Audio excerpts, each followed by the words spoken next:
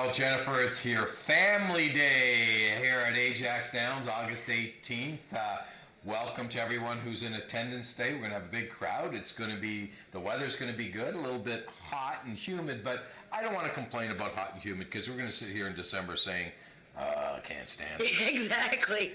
Yeah, I mean, it opened up at 10 a.m. this morning, and it was madness from the beginning. We had kids breaking out of the starting gate, the running races. I got here just after about 10:30, and there's been so much going on. I've already tweeted, Facebooked a whole bunch of photos. Your highlight so far this morning was jockey Norm D'Souza walking into the place, and boy, his duds. Oh, my man Normie, I mean, he was the man this morning. He came in with those blue suede shoes. He looked like $1 million, my man Normie. So got to bet on him today. The way he have looks. To bet, and I think he's riding a lot of horses too. So maybe that's the getup. Yeah, I think so. All right. Well, good luck, Normie. I hope you get them today. Let's jump right in. We've got 8 races on tap here today. And we'll jump in. Race number 1 is a maiden event. These are Ontario-bred maidens, 3-year-olds and up. 330 yards the distance. And can you tell me a secret? Well, if it's probably now or never for Tell Her a Secret, I think. Yes. She's won a race. She's actually won a race already. But she was disqualified that day. I was back in June. She's had, some tough luck. She's been in some tough situations. Last time she veered out at the start and just got the 2 boys I had ever got the jump on her. The only thing I'm going to say about Tell Her a Secret, somehow not being a complete cinch in this race, is that Phil Jefferson ran such a great race first time out. It was only a week ago. 10 Harriet rode him, and he broke slowly, and he just finished amazingly. It was a superb debut. Does he come back and run just as well or better? I don't know. I mean, and the horse that won that day was the Lady Is a Winner, who had been, maiden for 20-some-odd races. So, look, it's Tell Her a Secret. She's very talented. She just has to get, motivated from the gate and just keep on going. So, yeah, I think it's a 5-4. Yeah, I agree with you. I mean, I like Tell Her a Secret, too. I think this filly is in the right spot, really shouldn't get beat today. However, if she does get beat and she gets beat to the 4-horse Phil Jefferson, wouldn't make me unhappy because I do like Max Bedell. I'd love to see him get his first victory of the year. Yeah, Paul Garrison, too, looking for his first win of the year. Race number 2 is a speed index event. These are for 3-year-olds and up with an average of 75 and under, 300 the distance in here. And this is a race where we're going to probably, I don't know about you, I picked a horse that's had so much bad luck this year. Yeah, you're probably talking about the 3 Cayenosa, who was declared a non-starter last week when the gates didn't open. Now, that wasn't really necessarily a gate issue. It's happened to this horse before. He was declared a non-starter last year as well. He has been wearing one of those flipping rigs in the gate, which he will not be wearing today. Look, at 2 starts ago, Cayenosa ran a winning race at this exact level. The horse that was taking a big edge caught him on the wire. He's quick. He's a contender. I would be a little concerned about the 330 yards. I took the big gray horse, Spark a Winning Shake. I know he's listed as a bay. Right. But I picked him. He was so well prepared in that return by Nadia Marcoux and Peggy Byrne, and he was up to win over a horse by the name of Mom's Extravagant Heart, who came back to be second in the Ontario Sire Stakes Derby last weekend. And I'd like to mention Bewitchin' from the 1 hole. All 3 of her career wins have come from the 1 hole. She's overdue to hit the board this year. She was in the 10 post last time, had a mild rally. She's my wake-up horse today to hit the top 3. There you go. Let's move on to race number 3. Race number 3 is an allowance event. These are 3-year-olds and up, which have never won 5 races. It's a condition you don't see too often. And all of these horses fit the condition perfectly, but for the 2-horse, Not Whistling Dixie, who's only won 3 and is eligible for 9 winners of 4. But quite surprising. It's a condition you don't see almost in any breed of racing. I'm not too sure about standardbred and thoroughbred. You don't see non-5 like. Yeah, and I think with the horse population being what it is, they're trying to be a little creative. Keep in mind these 3-year-olds, the ones that in particular aren't Ontario bred or Ontario sired, are trying to prepare for the upcoming Peacock Derby, which is a big money race. It's a big race for 3-year-olds. They needed a race to get their horses in. So horses like Stripper Dust, Chicks Dig My Money Bags, and Spy for the Senate, all 3-year-olds heading to the Peacock Derby. Kudos to the track that got a race together so that they can get ready for that race. So who did you pick? I went with the 5-horse Spy for the Senate. Serapio Figueroa rides this horse. This is a horse that raced 6 times this year, all 6 starts either at Remington or Canterbury Park.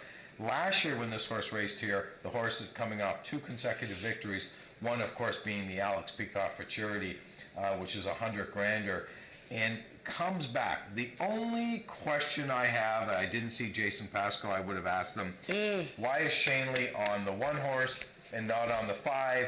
Does Shanley think the 1 horse is better than the 5? Which is possible, but on form, although the 1 horse has been running well, I think the 5's a better horse.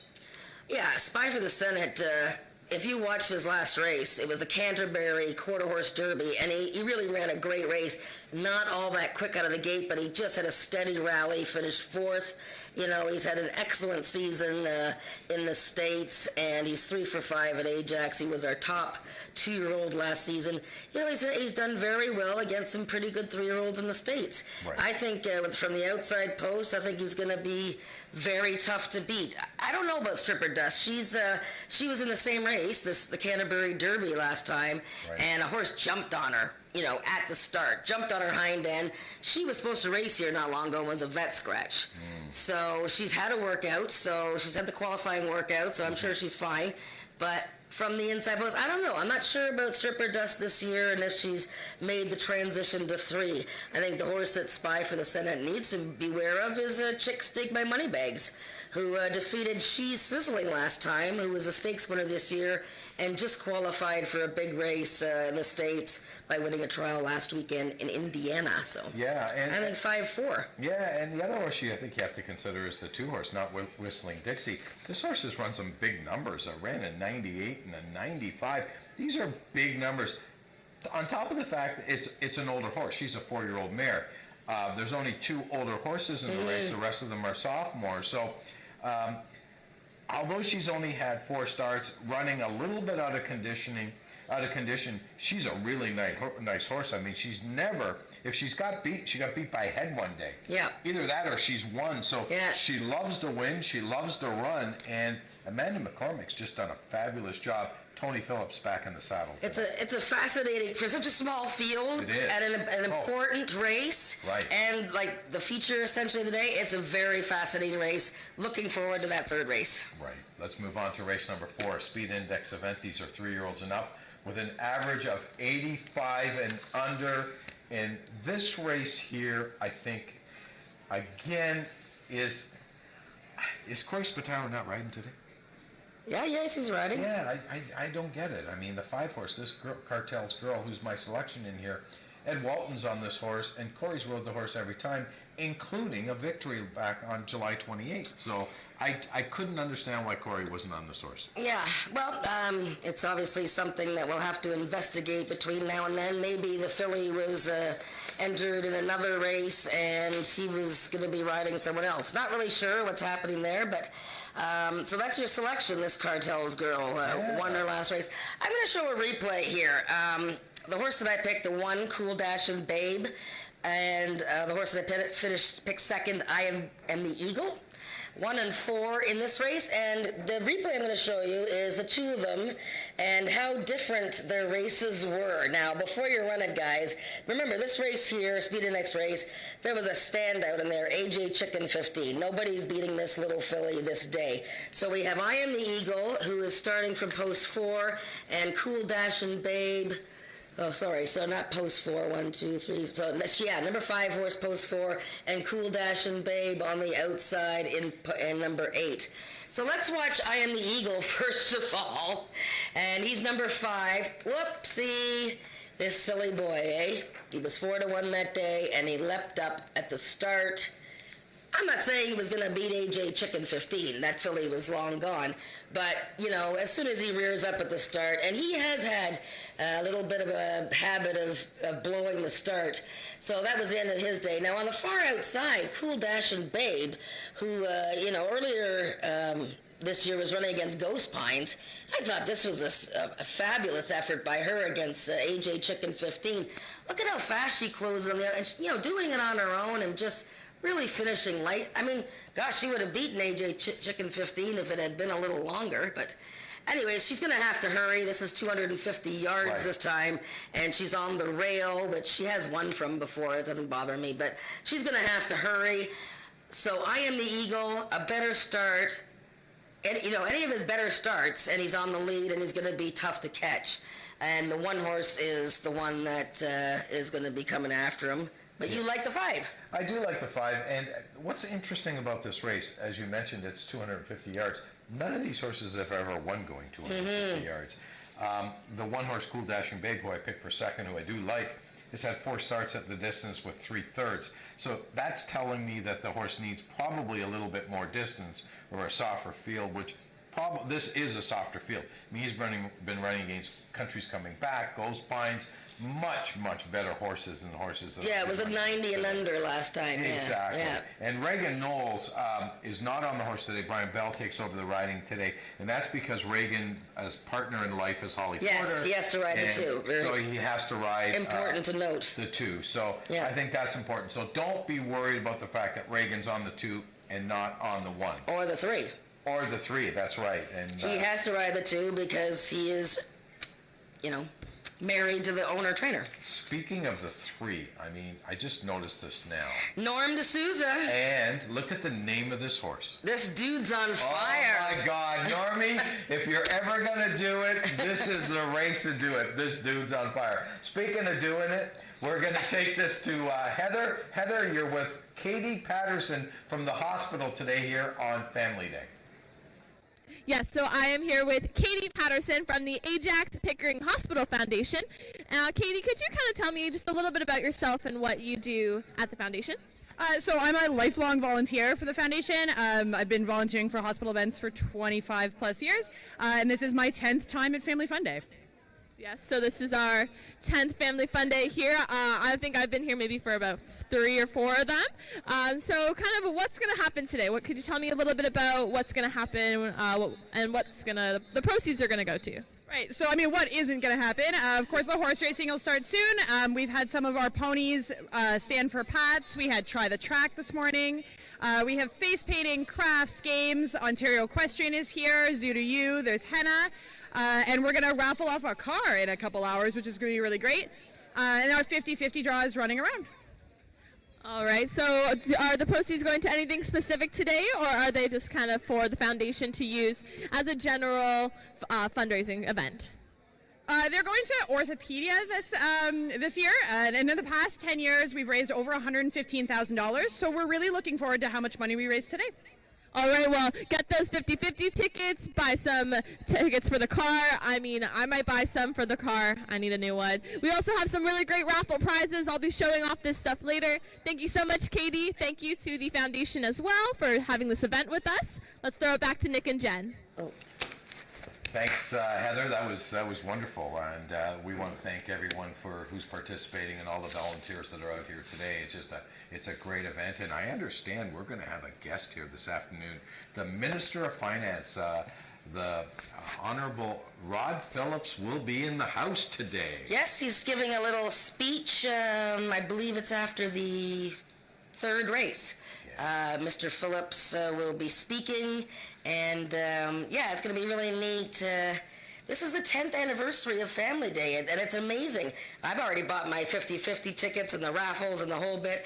I mean, it's madness out there, but you know what? It's such a big space, and we got so many different events going on, and it's so important. All the proceeds go to the Ajax Pickering Hospital, as Katie was talking about, And it's gonna make it's pretty proud to have horse racing and the community come together like this. Yeah, I'm going to try to get Rod Phillips to handicap a race because he's the Minister of Finance. That means he's got access to a lot of money, which means he could put on a bet. That'd be let's nice. get him to bet. Let's get Rod to bet. That'd be kind of cool. All right, get him to pick a horse. There you go. Race number 5 is an allowance event. 110 yards, the Gridiron Gallop. It's the start of the pick 4, and we have a horse in here that probably will take a lot of action, but I've got to warn everyone, 110 yards, you got to break. If you don't break, you're not going to win. I don't care who you are. We saw that with Country Boy 123. He ran going 110 yards. He got beat that day. So although I think we both agree the 4-horse AJ Chicken 15 is the best horse in the race, it's 110. I caution. Yeah, so this gridiron is for horses that have never won going 110 yards. So what you do is you look at horses who have tried it, first of all, and there are a couple of those. And AJ Chicken 15, I've already showed her replay of her winning at 330 yards on July 28th. But if you look at her 2 110-yard races earlier this year, the first one was kind of messed up because she broke through the gate before the race, was put back in the gate, and 9 times out of 10 if that happens, they break a step slowly. She still finished third, beating the neck. I mean, that was a tremendous effort. And then the next time she ran 110, she broke slowly completely, and that was the end of it. Yeah, she does come out of the gate quickly, though, and right now she's in razor-sharp form, so, I give her the nod here. I like Albert a bit, too. If he breaks... He's tough. In 2017, 2 years ago, he got beat a nose in a 110-yard race. But then again, he's coming off a win going 400. And that's a huge difference. I mean, quarter horses, you can't say that, 400, 110. It's a huge difference, isn't it, Nick? No question about it. And this is, again, I go back to the break. I mean, you have to find... maybe a rider who loves to break well, and I know the one that's been on fire this year is Tony Phillips. Yeah. I mean, he's just been riding lights out. He's riding ice and snow.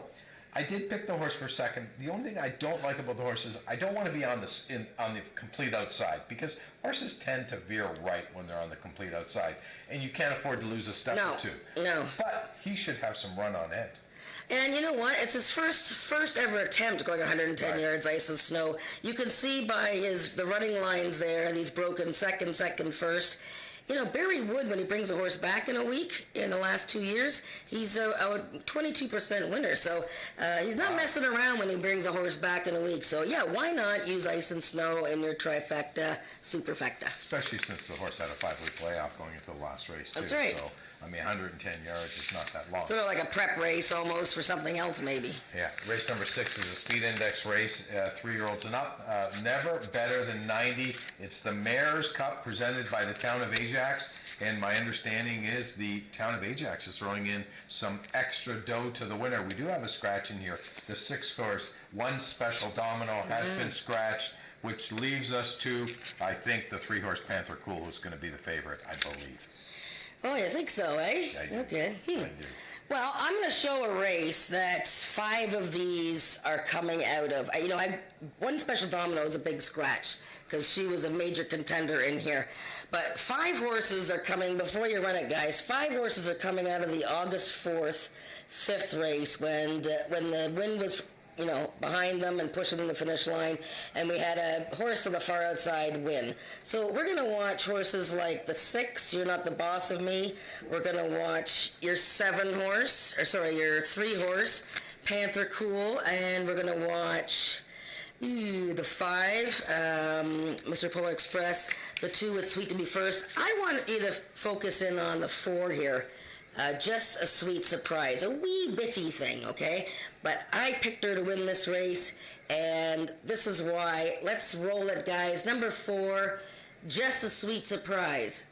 Oof. That's not a good start. That was not a good start. And remember, this is just a tiny little filly. She broke outward and hit, and she ran into Mr. Polar Express. She is on the lead here, lickety-split. I think she's going to win finally. And what is going on the outside here? Juno, I'm zooming, came from nowhere to nail everybody. She's not in the race. She's racing actually in the next event. But look at this. So you've got a whole bunch of horses coming out of that race. I thought Just a Sweet Surprise just ran a really remarkable race. It's incredible that she hasn't won a race this year. That's my selection there, and another fast horse in the race, Chicken Pink, who's getting Shanley Jackson on.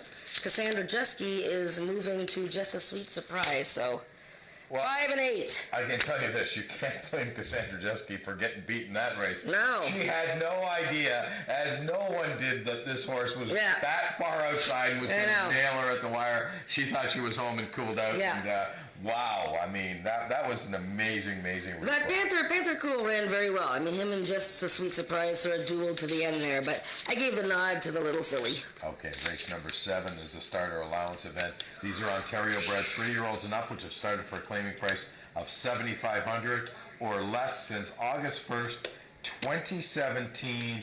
And this is a really good race. I think it's a 3-horse race. That's how close I think this race is going to be. Juno, I'm Zooming, Make Me Bodacious, and Sweet Pagrana. Really? Yes. Well, I just showed you Juno I'm Zooming, coming from nowhere on the far outside. Now she's on the rail, so Right. I don't know. I mean, she's a top 3 contender. That was just an eye-popping race. was I mean, eye-popping. she ran a 92. She's never run a 92 speed index in her life. So, and now she's racing against Ontario bred. So who the heck knows? But watch the previous race and see how Just a Sweet Surprise and Panther Cool do. I picked the 2, Nick. Wow, I didn't. It takes 2 to tango. I mean, 94, 92, 93. He's a bear this year. I like the fact that he stretched out to 300 yards last time. Yeah, I thought he won very comfortably. Now, I mean, beating Channel Islands Flyer, no offense to that nice gray horse, but I mean, he runs second to everybody, so I like it. I like it takes 2 to tango, but I can definitely see the 1, 3, and 4. I find this race very tricky. It is. A tough race for the second last leg of the pick 4. It is. Very tough race. Yeah, Sweet Pagrana has had to take some class drops to get back into form, and now she's won 2 in a row. Can she keep the streak going? I'm saying no.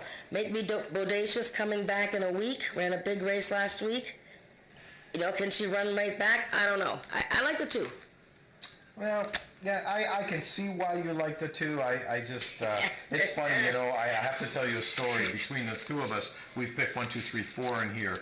And I remember once we did the same thing with another co-host of mine, and guess what came in? 5, 6. Another co-host? Yeah, this was prior to you. What? There was a prior to me? This was a prior to you. As a matter of fact, he was a good friend of mine who's now past Daryl Wells Jr. Oh, okay. And, I thought you were going to talk I about... love Daryl. I love Daryl. Yeah. He's a wonderful, wonderful man, and I know he's Yes. looking down at us today. And laughing. And laughing and making a few bets, that's for Yes. sure. Race number 8, an optional claiming Ooh, event. this is a juicy one. These are for 3-year-olds and up, which have not won a race since August the 1st, 2018, or claiming price of $7,000. Everyone is in for the claiming price, but Our Buddy Homer. is not in for the tag. So Oh, come on. I know. I mean, I guess Bob just can't let go. I don't know, but home to Vegas. Who hasn't won a race since Moby Dick was a minnow, by the way. Well, he hasn't. He hasn't won a race since 3 years. 3 years. That's a long, long time for a 5-year-old. And last time, just a terrible start from the gate. Before that, he broke well, going 220 yards against the likes of Ice Fishing and those here. You know what? He's usually thereabouts as long as he breaks, but boy, this is a loaded field. I think Ice Fishing is the horse to beat. No question. There she is. You're dangling for $7,000. You can claim her because she wasn't in for the tag last time at 220, and she won the race. And look at who she beat. The 3rd place finisher. It takes 2 to tango. Has come back to win and is in the previous race. Tough mare on her game. Channel Islands Flyer, I don't need to talk about him. He looked like he was going to win the last 2 races. He ended up second both times. He's a wonderful horse for the exacta and the trifecta. And your buddy, Fast Streakin' Nick, forget about the last race. He was tackling 110 yards for the first time. Before that, a win and 3 seconds. He's a bear right now, Fast Streakin' Nick. So I think we're, 7-6, and you didn't pick Fast Streakin' Nick? No, I didn't, because I think Ice Fishing is definitely the horse to beat. One thing that's very interesting about Ice Fishing, in her last 10 starts, and you don't see this too often, This horse has only once out of the last 10 starts has gone beyond 250 yards. This only runs 250, 220, 110. This horse is a speed demon. Yes. She doesn't go very far. And the day she ran 300 yards, the one out of the last 10, she led the whole way and ended up finishing fourth. So it's telling me that she doesn't want to go that far, but she's fast. Channel Island Flyer, he just loves to run second, so how can you not pick him for second? Home to Vegas, you know, I was kind of half kidding when I said he hasn't won a race since Moby Dick was a minnow, but he's run against some really, really tough horses over the last several years. This is a bit of a relief drop for this horse, and I'd love to see this horse win, but he just hasn't shown me yet. So, but he's still good enough to run third in here. So I went 7, 6, 8 in race number 8. We're looking at the outside horses, obviously, in that race. Absolutely. Well, interesting to see if there's any kind of... The track looked amazing, by the way, today. They had just enough rain where it's nice and fluffy and beautiful looking, so it'll be interesting to see if there's any kind of bias. I don't think there will be. That's our show, Talking Quarters for the day. However, Jen and I will be with you throughout this family day here at Ajax Downs today, giving you insights as the horses come to the paddock for each race. Thanks for joining us.